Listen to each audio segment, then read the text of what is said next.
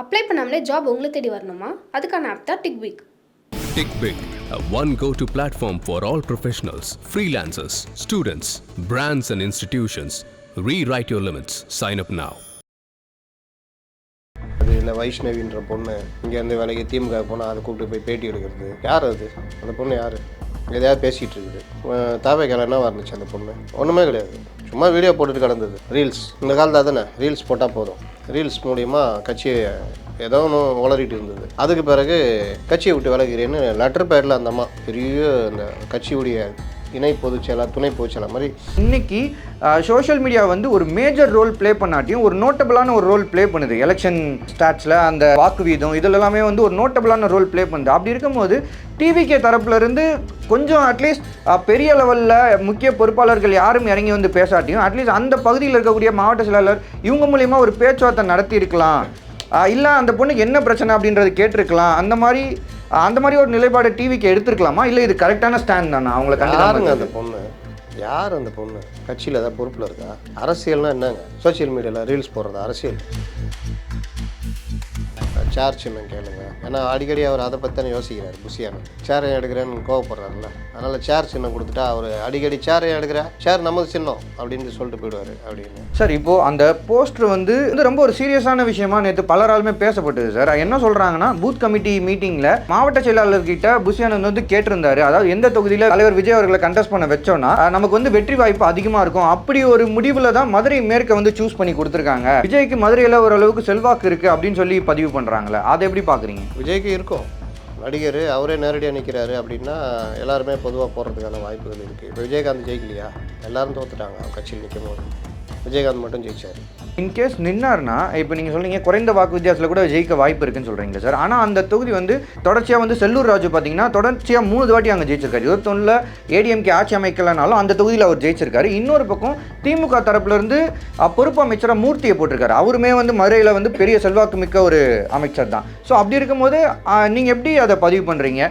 ஒரு குறைந்த வாக்கு சதவீதம் வித்தியாசத்தில் விஜய் ஜெயிக்கிறதுக்கான வாய்ப்பு இருக்குது. 2 காரணம் இருக்கும். ஒன்று வந்து செல்லூர் ராஜு தொகுதி மாறலாம். இல்லைன்னா செல்லூர் ராஜே போட்டிட்டார்னா முடிவு வேறு மாதிரி இருக்கும். செல்லூர் ராஜையும் போட்டிட்டு திமுகவிலையும் விஜயை தோற்கடித்தே ஆகணும் அப்படின்ற முடிவில் உங்களுக்கு ஒரு நாலேஜும் இல்லைன்றதுக்கு உதாரணம் புஷியானந்தர் மாதிரி ஆட்களை பொதுச்செயலாளர் வச்சிருக்கு. ஏன்னா குறுன்னு தலைவர் பார்க்குறாரு அப்படின்னு தலைவர் தான். தலைவர் தாண்டி நம்ம எதுவும் பேச மாட்டோம். செல்ஃபி எடுத்தாங்க தலைவர். என்ன தலைவர் கூட இருக்கிறதுனால என்னெல்லாம் எல்லாரும் செல்ஃபி எடுக்கிறாங்க. இப்படியே பேசிக்கிட்டு தெரிய வேண்டியதான். அவர்கிட்ட கூட கும்பிட்டு போட்டுக்கிட்டு என்னென்ன காரியம் சாதிக்கமாக சாதிச்சுக்கிட்டு போய்கிட்டு இருக்கிற ஒரு நபர். சார் வணக்கம் சார். வணக்கம் சார். நேற்று பார்த்தீங்கன்னா மதுரை மேற்கு தொகுதியில் ஒரு போஸ்டர் ஒன்று ஒட்டப்பட்டிருக்கு சார். அந்த போஸ்டர் வந்து பெரிய பரபரப்பை ஏற்படுத்தியிருக்கு. அதில் என்ன குறிப்பிட்டிருந்திருக்காங்கன்னா தமிழக வெற்றி கழகத்தின் தலைவரான விஜய் அவர்களை மதுரை மேற்கு தொகுதியில் 1,10,000 வாக்குகள் வித்தியாசத்தில் வெற்றி பெறச் செய்து தமிழகத்தின் முதல்வர் ஆக்கிய வாக்காளர் பெருமக்களுக்கு நன்றின்னு சொல்லி அந்த போஸ்டரில் குறிப்பிட்டிருந்தாங்க. ஸோ இந்த ஒரு போஸ்டர் சோஷியல் மீடியாவில் வெளிவந்ததுக்கப்புறம் ஒரு அரசியல் வட்டாரங்களில் ஒரு பெரிய பரபரப்பை ஏற்படுத்தியிருக்கு.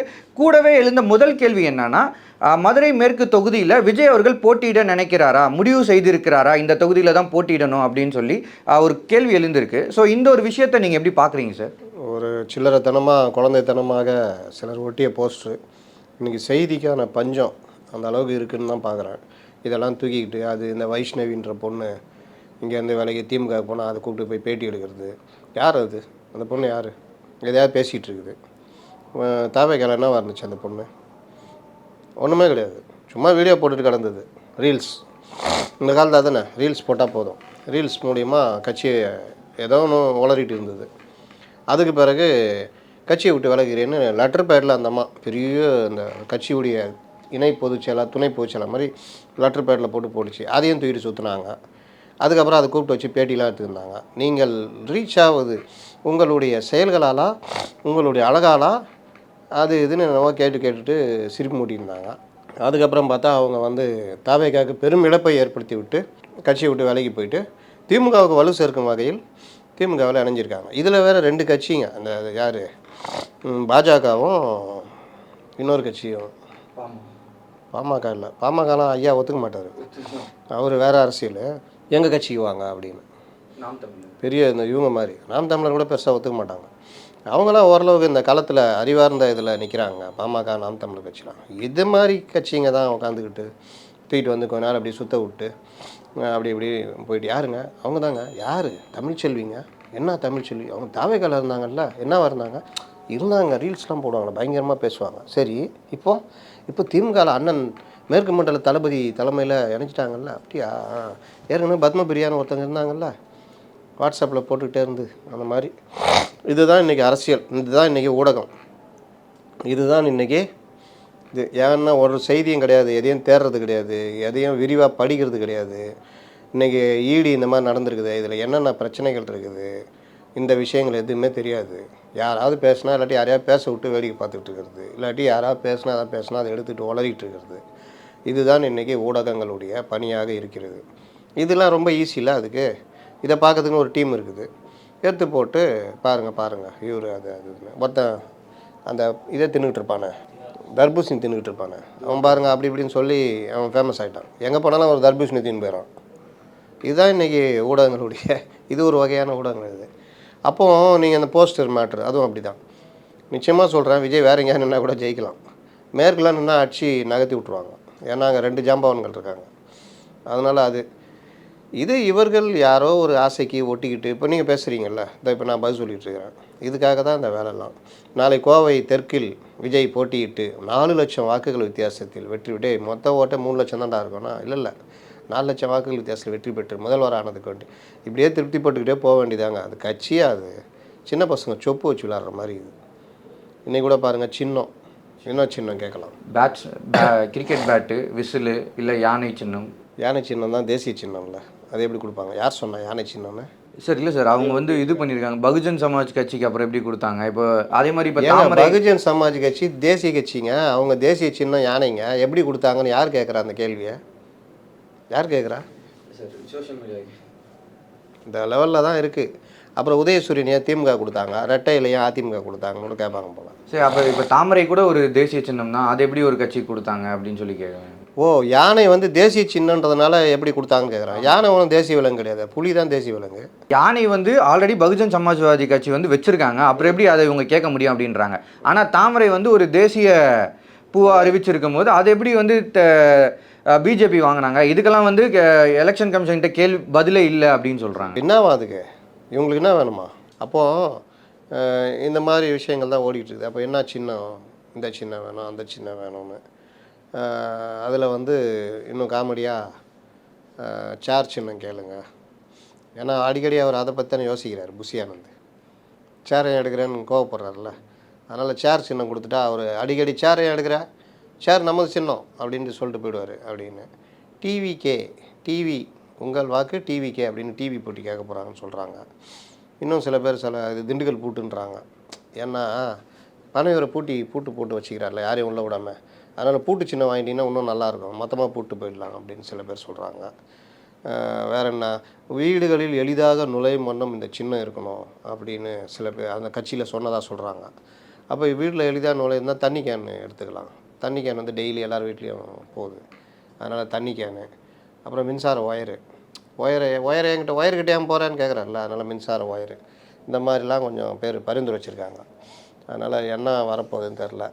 முதல்ல அந்த கட்சியை ரெஜிஸ்டர் பண்ணாங்க, அதற்கு பிறகு பொதுக்குழு கூட்டம் கூட்டி அதர் தீர்மானங்கள்லாம் கொண்டு போய் தாக்கல் பண்ணாங்களான்னு தெரியல. அதுலேயே சில பிரச்சனைகள்லாம் இருக்குது. நம்மலாம் சுட்டி காமிச்சோம், ஆனால் அவங்க பெருசாக எடுத்துக்கல. அந்த பிரச்சனை மூர்த்திட்டு வரும்போது தான் அது தெரியும். ஏன்னா ஒழுங்காக நீங்கள் பொதுக்குழு இது தாக்கல் பண்ணலன்னா பொது சின்னம் கிடைக்காது. என்ன வேணும்பா அப்படின்வாங்க. சார் டிவி வேணும் எடுத்துக்கோ, அது சேப்பாக்கத்துக்கு. அப்புறம் சார் இது தண்ணி கேன் வேணும் எடுத்துக்கோ, அது மதுரை மேற்கு. அப்புறம் இப்படி தான் கொடுப்பாங்க. ஒவ்வொரு தொகுதிக்கும் ஒவ்வொரு சின்னன்ற மாதிரி போயிடும். அதனால் பொது சின்னம் வாங்கணுன்னா நீங்கள் தேர்தல் கமிஷனுடைய நாம்ஸை கரெக்டாக ஃபாலோ பண்ணணும். இவர்கள் செய்தார்களான்னு கேட்டால் நாங்கள் செஞ்சோங்க அப்படின்றாங்க. ஆனால் அதை அவங்க பண்ண மாதிரி எனக்கு தெரியல. அதனால் அது எப்படி போகும்னு தெரியாது. சில தீர்மானங்கள்லாம் அவங்க நிறைவேற்றலை. அதை நிறைவேற்றி அதுக்கு ஒப்புதல் வாங்கி அதை தேர்தல் ஆணையத்தில் கொடுக்கணும். அதெல்லாம் அவங்க பண்ணல. நம்மளாம் சுட்டி காமிச்சப்போ இல்லைங்க நாங்கள் பண்ணிட்டோம், அது நாங்கள் மீடியாவில் காமிக்கலை அப்படின்ற மாதிரி சொல்கிறாங்க. இது எப்படின்னு தெரியல. ஏன்னா தீர்மானம்னா இது எல்லாமே தான் தீர்மானம். சரி பார்ப்போம், அது ஒரு விஷயம். அதாவது இன்னைக்கு ஒரு அரசியல் கட்சியாக வந்து உருவெடுத்துட்டாங்க, மாநாடும் நடத்தியிருக்காங்க, தொடர்ச்சியாக வந்து அங்கங்கே களத்தில் இறங்கி நீ பெரிய லெவலில் போராடலைனாலும் அங்கங்கே கூட்டங்கள் நடத்துகிறாங்க, பேசுகிறாங்க. ஸோ இப்படி இருக்க ஒரு கட்சி இன்னும் அவங்க அந்த ப்ராப்பராக ஒரு கரெக்டான அந்த ரூல்ஸ் அண்ட் ரெகுலேஷன்ஸ்லாம் ஃபாலோ பண்ணாமல் இருப்பாங்கன்னு நீங்கள் நினைக்கிறீங்களா? அது இல்லையே, அதுதானே பிரச்சனை. பொதுக்குழு நடத்துகிறாங்க, அந்த பொதுக்குழுவில் தீர்மானங்களை நிறைவேற்றணும். அந்த பொதுக்குழு தீர்மானங்களை படித்து பொதுக்குழு உறுப்பினர்கள்ட்ட ஒப்புதல் வாங்கணும்.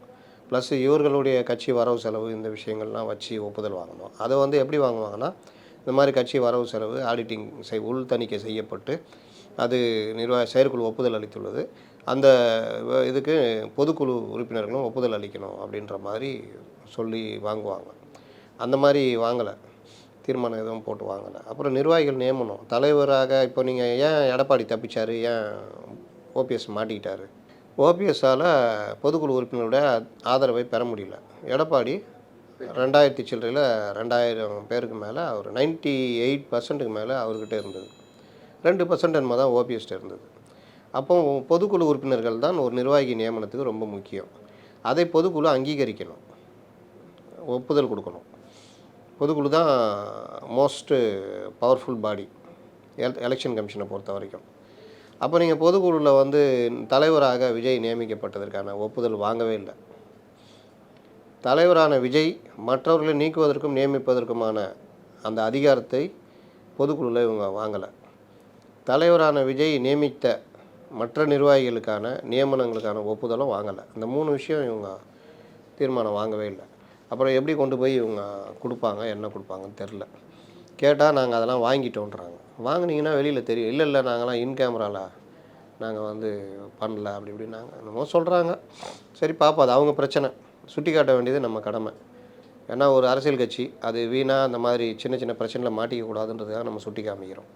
ஓகே சார், இப்போது அந்த போஸ்டர் வந்து நீங்கள் வந்து ஒரு இதுவாக பார்த்தாலுமே அது வந்து ரொம்ப ஒரு சீரியஸான விஷயமா நேற்று பலராலுமே பேசப்பட்டது சார். என்ன சொல்கிறாங்கன்னா, பூத் கமிட்டி மீட்டிங்கில் மாவட்ட செயலாளர்கிட்ட புஷி ஆனந்த் வந்து கேட்டிருந்தாரு, அதாவது எந்த தொகுதியில் தலைவர் விஜய் அவர்களை கண்டெஸ்ட் பண்ண வச்சோன்னா நமக்கு வந்து வெற்றி வாய்ப்பு அதிகமாக இருக்கும், அப்படி ஒரு முடிவில் தான் மதுரை மேற்கை வந்து சூஸ் பண்ணி கொடுத்துருக்காங்க, விஜய்க்கு மதுரையில் ஓரளவுக்கு செல்வாக்கு இருக்குது அப்படின்னு சொல்லி பதிவு பண்ணுறாங்களே, அதை எப்படி பார்க்குறீங்க? விஜய்க்கு இருக்கும், நடிகர் அவரே நேரடியாக நிற்கிறாரு அப்படின்னா எல்லாருமே பொதுவாக போகிறதுக்கான வாய்ப்புகள் இருக்குது. இப்போ விஜயகாந்த் ஜெயிக்கலையா, எல்லாரும் தோற்றுட்டாங்க அவங்க கட்சியில் நிற்கும் போது, விஜயகாந்த் மட்டும் ஜெயிச்சார். அந்த மாதிரி இப்போ அவரை எதிர்த்து வலுவான வேட்பாளர் இருந்தால் அவருக்கு சிக்கல். வலுவில்லாத வேட்பாளர், சரி விஜய் நிற்கிறாரு நம்ம எதுக்கு நிற்கணும் அப்படின்னு வலுவில்லாத வேட்பாளர் போட்டாங்கன்னா விஜய் ஜெயிக்கிறதுக்கு வாய்ப்பு இருக்குது. அதே வந்து வலுவான வேட்பாளர்கள் அதிமுகலையும் போட்டாங்கன்னா அங்கேயும் வந்து விஜய் குறைந்த வாக்கில் ஜெயிக்கிறதுக்கும் வாய்ப்பு இருக்குது. ஏன்னா 3ஆக பிரிஞ்சிடும். பிரியும் பொழுது வாக்குகள் பிரிஞ்சாலே யார் லாஸ்ட்டில் ஃபஸ்ட்டு அவங்க வர்றதுக்கு வாய்ப்பு இருக்குது. எனக்கு தெரிஞ்சு விஜய் நிற்க மாட்டார்னு நினைக்கிறேன். நிற்பப்பான வாய்ப்பு இல்லை. ஏன்னா ஒரு கட்சி கூட்டணி பெரிய நம்பிக்கையோடு இறங்குறாங்க அப்படின்னா நிற்பாங்க, சரி நம்ம நிற்கலாம் ஜெயிக்கலான்னு. தேர்தல் நெருங்க பாருங்கள், இவங்க தனித்து விடப்பட்டது, 234 தொகுதிக்கு வேட்பாளர் தேர்வு, அதில் வர்ற பிரச்சனை, இந்த மாதிரிலாம் பார்க்கும் பொழுது விஜய் நம்ம ஏன் நிற்கணும்? அப்போ இவர் அந்த மக்கள் நல கூட்டணியில் வைகோ கடைசி டைமில் பல்ட்டி அடித்தார், ஞாபகம் இருக்கா? தோற்றுருவோன்னு தெரிஞ்சு பல்ட்டி அடித்தார், நின்றுட்டு வாபஸ் வாங்கினார். அந்த மாதிரி நடக்கக்கூட வாய்ப்பு இருக்குது. ஓகே சார், இன்கேஸ் நின்னார்னா இப்போ நீங்கள் சொல்கிறீங்க குறைந்த வாக்கு வித்தியாசத்தில் கூட ஜெயிக்க வாய்ப்பு இருக்குன்னு சொல்கிறீங்களா சார்? ஆனால் அந்த தொகுதி வந்து நீங்கள் இந்த இன்டர்வியூவில் பிஃபோர் சொன்ன மாதிரி அங்கே வந்து ஒரு 2 ஜாம்பவான்கள் இருக்காங்க. தொடர்ச்சியாக வந்து செல்லூர் ராஜு பார்த்தீங்கன்னா தொடர்ச்சியாக 3 வாட்டி அங்கே ஜெயிச்சிருக்காரு. 21 ஏடிஎம்கே ஆட்சி அமைக்கலனாலும் அந்த தொகுதியில் அவர் ஜெயிச்சிருக்காரு. இன்னொரு பக்கம் திமுக தரப்புலேருந்து பொறுப்பு அமைச்சராக மூர்த்தியை போட்டிருக்காரு. அவருமே வந்து மதுரையில் வந்து பெரிய செல்வாக்கு மிக்க ஒரு அமைச்சர் தான். ஸோ அப்படி இருக்கும்போது நீங்கள் எப்படி அதை பதிவு பண்ணுறீங்க? ஒரு குறைந்த வாக்கு சதவீதம் வித்தியாசத்தில் விஜய் ஜெயிக்கிறதுக்கான வாய்ப்பு இருக்கு? 2 காரணம் இருக்கும். ஒன்று வந்து செல்லூர் ராஜு தொகுதி மாறலாம், இல்லைன்னா செல்லூர் ராஜே போட்டிட்டார்னா முடிவு வேறு மாதிரி இருக்கும். செல்லூர் ராஜையும் போட்டிட்டு திமுகவிலையும் விஜயை தோற்கடித்தே ஆகணும் அப்படின்ற முடிவில் ஒரு வலுவான வேட்பாளர் இறக்கி அமைச்சர் மூர்த்தி கீர்த்திலாம் இறங்கி பண்ணாங்கன்னா அதுவும் ஒரு போட்டி கடுமையாக இருக்கும். அப்படி கடுமையாக இருந்தாலும் பொதுமக்கள் மத்தியில் விஜய் நிற்கிறாரு, விஜய்க்கு போடணுன்ற ஒரு இது இருக்கும். திமுகவுக்கு போட்டவங்க கூட அதிமுக போட்டவங்க கூட விஜய்க்கு ஒரு தடவை கொடுப்போமே அப்படின்னு கூட நம்ம தொகுதி வேட்பாளர் அப்படின்னு அந்த மாதிரி அடிப்படையில் வாய்ப்பு இருக்குதுன்னு சொல்கிறேன். மற்றபடி திமுகவும் அதிமுக அதோடைய போட்டியை கடுமையாக வச்சுருந்தாங்கன்னா சொல்ல முடியாது, யாருக்கு வெற்றி வரணும் சொல்ல முடியாது. ஓகே சார், இப்போ வைஷ்ணவி விவகாரத்தில் நீங்கள் ஒரு விஷயம் சொன்னீங்க, அதாவது இது வந்து சின்ன குழந்தைங்க சண்டை மாதிரி போட்டுட்ருக்காங்க அப்படின்னு. ஆனால் இன்னைக்கு சோஷியல் மீடியா வந்து ஒரு மேஜர் ரோல் ப்ளே பண்ணாட்டியும் ஒரு நோட்டபிளான ஒரு ரோல் ப்ளே பண்ணுது. எலெக்ஷன் ஸ்டாட்ஸில் அந்த வாக்கு வீதம் இதில் எல்லாமே வந்து ஒரு நோட்டபிளான ரோல் ப்ளே பண்ணுது. அப்படி இருக்கும்போது டிவிகே தரப்புலேருந்து கொஞ்சம் அட்லீஸ்ட் பெரிய லெவலில் முக்கிய பொறுப்பாளர்கள் யாரும் இறங்கி வந்து பேசாட்டியும் அட்லீஸ்ட் அந்த பகுதியில் இருக்கக்கூடிய மாவட்ட செயலாளர் இவங்க மூலிமா ஒரு பேச்சுவார்த்தை நடத்தியிருக்கலாம், இல்லை அந்த பொண்ணுக்கு என்ன பிரச்சனை அப்படின்றது கேட்டிருக்கலாம். அந்த மாதிரி ஒரு நிலைப்பாடு டிவிக்கு எடுத்துருக்கலாமா, இல்லை இது கரெக்டான ஸ்டாண்ட் தானே அவங்கள கண்டுக்காம? அந்த பொண்ணு யார்? அந்த பொண்ணு கட்சியில் ஏதாவது பொறுப்பில் இருக்கா? அரசியல்னால் என்னங்க? சோஷியல் மீடியாவில் ரீல்ஸ் போடுறது அரசியல்? நீங்கள் சொல்கிறீங்க அந்த பொண்ணை எடுத்துகிட்டு போயிட்டு காமிங்க ரோட்டில், யங்ஸ்டர்ஸ் கொஞ்சம் பேர் தெரியும் இந்த பொண்ணா அப்படின்னு. மற்றபடி யாருக்கு தெரியும் அந்த பொண்ணு? சரி, இது பேசிட்டா அப்போ பத்மபிரியான்னு ஒன்று வாட்ஸ்அப்பில் உளறிக்கிட்டு இருக்கோம் ஒரு அம்மா, இந்த தகவல் அந்த தகவல்னு எடுத்துக்கிட்டு. கொஞ்ச நாள் பொறுத்து இதே வேலையை தான் கமல்ஹாசன் பண்ணார். அது கட்சியில் சேர்த்துக்கின்னு தொகுதியில் வேறு நிற்க வச்சார். என்ன ஆச்சு? அதுக்கப்புறம் பார்த்தாங்க கமல் கட்சியை வீக் ஆக்கணும்னு சொல்லிட்டு அந்த பத்மபிரியாவை கூப்பிட்டு அது இப்போ ஐடிவிங்கில் உட்காந்துட்டு உளறிக்கிட்டு இருக்குது. முன்ன வாட்ஸ்அப்பில் உளறி இருந்தது, இப்போ ஐடிவிங்கில் உட்காந்து உளறிக்கிட்டு இருக்காங்க அந்த அம்மா. அவ்வளோதானே? இப்போ அந்த பத்மபிரியா எத்தனை பேருக்கு தெரியும்? இல்லை அந்த அம்மா நின்று என்ன பண்ணும் சார்? ஆனால் இந்த பொண்ணு இன்றைக்கி வந்து ரொம்ப சீரியஸான ஒரு அலிகேஷனை முன் வைக்கிறாங்க. என்ன சொல்கிறாங்கன்னா, டிவிக்கே வந்து பிஜேபியோட இன்னொரு அங்கம் அப்படின்னு. பிஜேபினா அந்த கட்சி அந்த பொண்ணுக்கு தெரியுமா யாருன்னு? பிஜேபி கட்சியை பற்றி தெரியுமா அந்த பொண்ணுக்கு? பிஜேபி எப்போ வந்துச்சு? பிஜேபியோட அடிப்படை தத்துவம் என்ன? தாவேகாவுடைய அடிப்படை தத்துவம் என்ன? அது இன்னொரு அதை யாரை கிளிப்புள்ள ஏமா இப்படி சொல்லுமான்னு சொன்னோன்னா சொல்லுது. அவ்வளோதானே? வேணா நீங்கள் ஒன்று பண்ணுங்கள், அதை கூப்பிட்டு உட்கார வச்சு பிஜேபின்னா என்னம்மா, பிஜேபியுடைய தலைவர்கள் யார், பிஜேபியில் எத்தனை பிரதமர்கள் இருந்தாங்க, எந்தெந்த காலத்தில் பிஜேபி ஆட்சிக்கு வந்தது, பிஜேபி எந்த கட்சியிலேருந்து வந்தது, எப்போ கட்சி ஆரம்பித்தாங்க, எந்தெந்த மாநிலத்தில் இருக்குது, பிஜேபியுடைய அடிப்படை கொள்கை என்ன, ஆர்எஸ்எஸும் பிஜேபியும் எங்கெங்கெல்லாம் இணைகிறாங்க, எங்கெங்கெல்லாம் முரண்படுறாங்க கேளுங்க கூப்பிட்டு. என்னங்க காமெடியாக இருக்குது? என்னையும் இதில் பதில் சொல்ல வைக்கிறீங்க பாருங்கள். இதெல்லாம் இது இந்த சொப்பு வச்சு விளாட்ற கட்சியில் சொப்பு வச்சு விளாட்ற குழந்தைங்க சொப்பு வச்சுக்கிட்டு இது பண்ணுது. இதில் நம்ம ரிப்போர்ட்டருங்களில் சொப்பு வச்சு விளையாடிட்டு இருப்பானு பாருங்கள் ஒன்றும் தெரியாமல். இதுதான் இன்றைக்கி இதுன்னு இதெல்லாம் அப்படி இப்படி வந்துட்டு ஓட. வாசன் ஒருத்தர் இருந்தார்ல, டிடிஎஃப் வாசன், இப்போ எங்கே அவர்? திருப்பதியில் போயிட்டு கதவை திறந்து விட்றேன்னு வேகமாக போயிட்டு திரும்பி ஓடி அதெல்லாம் வீடியோ எடுத்து போட்டார். அது லட்சக்கணக்கில் பார்த்தாங்க. அதனால் என்ன யூஸு? அதுவே பெரிய பிரச்சனையாக மாறிச்சு. அது அப்புறம் முதல்ல அந்த வீடியோ பயங்கரமாக போச்சுல்ல. வண்டி ஓட்டிகிட்டு ரீலை போட்டுக்கிட்டு பைக் ஓட்டிக்கிட்டு அவருக்கு ஒரு மாதம் வருமானம் மட்டும் 14 லட்ச ரூபா யூடியூப்பில் அவருக்கு வந்திருந்தது வருமானம். 4-5 மில்லியன்னா எத்தனை மில்லியனு? 11 மில்லியன் நினைக்கிறேன். 10 மில்லியனு நம்ம யங்ஸ்டர்ஸ் ஃபாலோ பண்ணோம். அவர் போய் ஒரு கட்சியில் சேர்ந்து நின்று ஜெயிக்க முடியுமா? ரீல் தான், ரியல் தான். விஜய்க்கும் இது புரியறதுக்கு 2026 புரிஞ்சிடும். அரசியல்ன்றது வேறு. நம்ம விஜய்யே விமர்சனம் பண்ணுகிறோம், ரோட்டுக்கு வர மாட்டேங்கிற உட்காந்து நடிச்சிட்டு இருக்கிறீங்க. எம்ஜிஆர்ன்றீங்க. எம்ஜிஆர் 72 கட்சி ஆரம்பித்து 77 ஆட்சி பிடிக்கிற வரைக்கும் ஒரு 20 படம் நடிச்சிட்டாரு. ஊர் பூரா மீட்டிங் போட்டிருந்தார், ஊராக சுற்றினார், கட்சிக்காரங்களை சந்தித்தார், தினம் பேட்டி கொடுத்துருந்தார். நீங்கள் நம்ம பெரிய அந்த ஜனநாயகன் அப்படியே அந்த என்ன படம் அது அவதார்னு ஒரு படம் எடுத்தாங்களே 5 வருஷமாக, ஏன்னா அந்த மாதிரி அவதார் படத்தில் நடிக்கிற மாதிரி சீனை போட்டுனுக்கிறீங்க. அப்படி டைமே இல்லாத மாதிரி. இன்றைக்கி எங்கேயாவது உட்காந்து அவரால் பேச முடியுமா தமிழக அரசியல் பற்றி? எம்ஜிஆர் பேசினார், எம்ஜிஆருக்கு எல்லாம் அத்துப்படி. அப்புறம் எப்படி எம்ஜிஆரோட கம்பேர் பண்ணுறீங்க? நீங்களே வந்து இந்த மாயையெல்லாம் கொஞ்ச நாள் தான் ஓடி போயிடும். முதல்ல உங்கள்கிட்ட ஒன்றுமே இல்லைன்றதுக்கு உதாரணம் உங்கள் கட்சியை நீங்கள் எப்படி வச்சுருக்கீங்கன்றது. உங்களுக்கு ஒரு நாலேஜும் இல்லைன்றதுக்கு உதாரணம் புஷி ஆனந்த் மாதிரி ஆட்களை பொதுச்செயலாளர் வச்சுருக்கிறது. ஏன்னா குறுக்குன்னு தலைவர் பார்க்குறாரு அப்படின்னு தலைவர் தான். தலைவர் தாண்டி நம்ம எதுவும் பேச மாட்டோம். தலைவர் கூட இருக்கிறதுனால என்னெல்லாம் எல்லாரும் செல்ஃபி எடுக்கிறாங்க. இப்படியே பேசிக்கிட்டு திரிய வேண்டியதான். அவர்கிட்ட கூலை கும்பிட்டு போட்டுக்கிட்டு என்னென்ன காரியம் சாதிக்கணுமோ சாதிச்சுக்கிட்டு போய்கிட்டு இருக்கிற ஒரு நபர். அந்த நபரை நீங்கள் பார்த்த உடனே புரிஞ்சுக்கணும். ஏன்னா ஒரு நாலேஜ் இல்லை, பொலிட்டிக்கல் நாலேஜ் இல்லை அப்படின்னு. எதில் நாலேஜ் இருக்குது? மன்ற கூட்ட சொன்னால் கூட்டுவார், ஷாமியானா போட்டு சேரெல்லாம் போட்டு அந்த சேரை யாரும் எடுக்காமல் பார்த்துக்குவாப்புல. ஈவெண்ட் மேனேஜ்மெண்ட் பண்ணுறதுக்கு கரெக்டான ஆள். இப்போ மன்ற வேலை என்ன பண்ணுவாங்க? 4 இடத்துல அந்த இவனை ரசிகர் தலைவி அவன்கிட்டே வசூல் பண்ண சொல்லி அவனை போய் இந்த பாய் தலைகாரெலாம் கொடுக்கும்போது கூட நின்று கொடுத்துட்டு தலைவர் வந்து எந்த காலத்துலேயும் தலைவர் வந்து நீங்கள் யாரும் தலைவர் மீறி யாரும் கிடையாது, கடவுளுக்கு இணையான இப்படியே பேசிட்டு வந்துட வேண்டியதான். இந்த ப்ராடக்ட்டு பொது கட்சிக்கு எப்படி உதவும்? என்ன நாலேஜ் இருக்குது? எங்கேயாவது ஒரு டிபேட்லேயோ இல்லை எதுக்காக கூப்பிட்டா போய் உட்கார முடியுமா அவரால்? சாதாரண ஒரு நம்ம பத்திரிக்கையாளர்லாம் நான் இப்போ இருக்கிற பசங்களாம் என்ன பெரிய நாலேஜா? ஒரு மண்ணும் கிடையாது. எதையாவது சொன்னால் கூட அதை கேட்டு தலையாட்டு வரவங்க தான் இன்றைக்கி இருக்கிறவங்க. ஆதவ அர்ஜுன் பேட்டி எடுத்தாங்க. என்ன கேட்டாங்க இவங்க? இன்றைக்கி எதுங்க கரண்ட் பிரச்சனை? டாஸ்மார்க் ரைடு தானேங்க. யாராவது ஆதவ அர்ஜுன்கிட்ட டாஸ்மார்க் ரைடு சம்மந்தமாக கேட்டாங்களா? யாராவது அந்த அரக்கோணம் பொண்ணு பாதிக்கப்பட்டிருக்குது, பொள்ளாச்சிக்கெலாம் பொங்குனாங்க, அரக்கோணத்தில் அந்த பொண்ணு இன்றைக்கு வரைக்கும் போராடிட்டு இருக்குது, அதை பற்றி உங்கள் கருத்து என்னன்னு கேட்டாங்களா? இல்லை அவர் தான் பேசினாரா? அவர் ஏன் பேசலைன்னு யாராவது கேட்டாங்களா? வக்போர்டுன்னாரு. வக்போர்டு வழக்கு இருக்குது, அது உச்சநீதிமன்றத்தில் இருக்குது, அவ்வளோதானே. வழக்கு நடந்துகிட்டு இருக்குது. அதை எடுத்துகிட்டு வந்து உருட்டுறதுக்கு ஒரு ப்ரெஸ் மீட்டா? அதை தாண்டி யாரும் கேட்கல. வருவார். எப்போ வருவாருங்க கூட்டணி? பாருங்கள் எப்போ? டிசம்பரில் பாருங்கள். விஜய் எப்போ வருவார்? விஜய் பாருங்கள் ஜூனுக்கு மேலே பாருங்கள். ஏங்க போராட்டம்லாம் எதுவும் இல்லை. ஏங்க இனிமேல் பாருங்கள். இப்படியே ஊட்டிகிட்டு இருக்கிறாங்க. இதை வந்து மடக்கி கேள்வி கேட்குறதுக்கோ எதுக்குமே கிடையாது. அப்படியே போய்கிட்டு இருக்கிறது. திமுக ஏன் விமர்சிக்க மாட்டேன்னு யாரும் கேட்கவே இல்லை. திமுக விமர்சிக்கிறாங்களா? விமர்சிக்கிறாங்க. என்ன விமர்சனம் சரி, இப்போ வக்போர்டு இஷ்யூவில் கூட அவங்க வந்து வக்போர்டு விஷயத்தில் திமுக வழக்கு போடலன்னா திமுக வழக்கு போட்டிருக்கு. ஆராசா மூலிமா வழக்கு போட்டு 4வது பெட்டிஷனர் அவங்க தான். அப்புறம் அது ஒரு விமர்சனமா?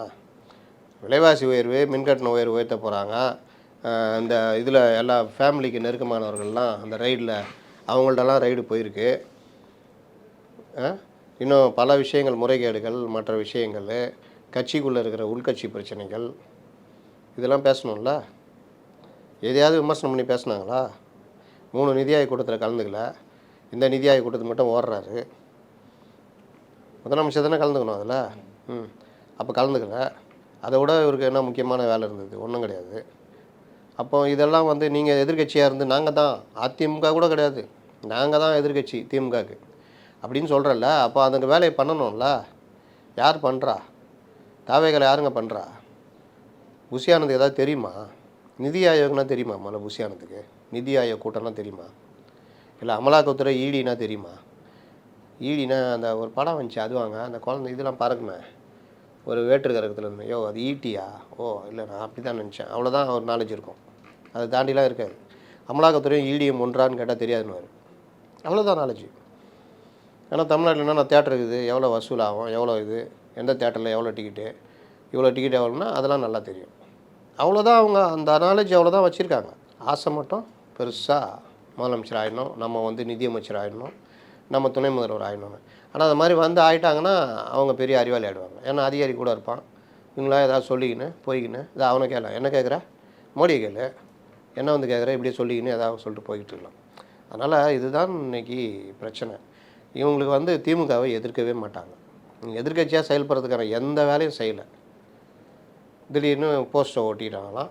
போஸ்ட் ஓட்டிட்டாங்கன்னு அதை ஒரு விவாத பொருளாக்கி நிற்பாரா, இல்லை அங்கே உக்காருவாரா, இல்லை ஜெயிப்பாரா, முதலமைச்சர் ஆகிறான்னு கேட்க மாட்டேங்கிறீங்க.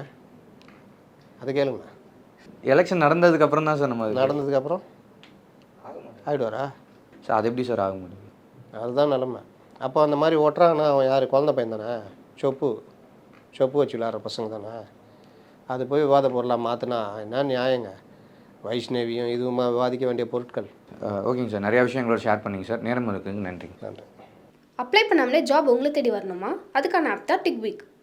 TickBig, a one go-to platform for all professionals, freelancers, students, brands and institutions. Rewrite your limits. Sign up now.